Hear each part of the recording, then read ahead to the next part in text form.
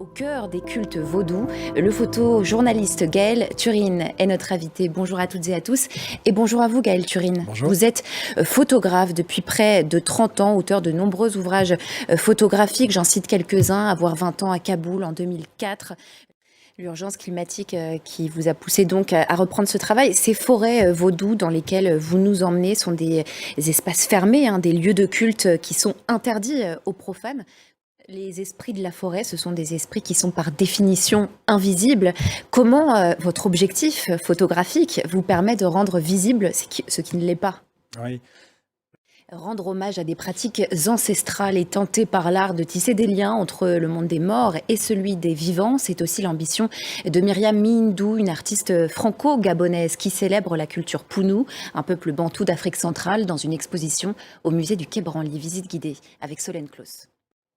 Voilà, tisser un lien entre la mort et la vie, entre ce qui passe et ce qui reste, c'est aussi l'ambition de la photographie. Votre travail vous a souvent confronté, Gaël Turin, à des situations dramatiques, de l'épidémie de sida au Malawi, à la crise des opiacés aux États-Unis. On va en parler juste après, mais vous dites que rien n'est comparable au bouleversement profond que vous avez vécu face au vaudou.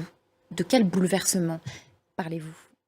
Vos photographies sont aussi exposées au festival Visa pour l'image de Perpignan du 31 août au 5 septembre, au 15 septembre prochain. On regarde à quoi ça ressemble et on en reparle juste après. Gaël Turin, comment vous parvenez à placer le curseur entre le travail journalistique d'une part face à la violence du réel, on l'a vu dans ces photographies, et le travail plus esthétique que votre regard de photographe vous oblige ? Oui. Et pourtant, parfois, on n'en retient qu'une seule. Je pense à l'image de l'exécution de Saigon en 1968.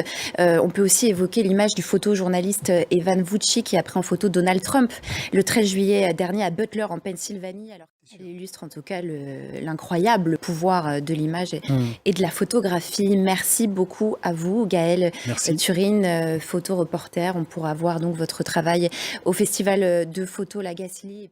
Merci d'être venu sur notre plateau. On se quitte en images avec une exposition qui, elle aussi, renouvelle notre regard sur le monde. The Infinite Woman à la Villa Carmignac, une rétrospective d'œuvres autour des regards posés sur les femmes depuis les mythes originels jusqu'à nos jours. C'est à découvrir jusqu'au 3 novembre au large de Hyères, ce paradis perdu du sud de la France. Quant à nous, on se retrouve sur tous nos réseaux sociaux. Je vous dis à très vite sur France 24.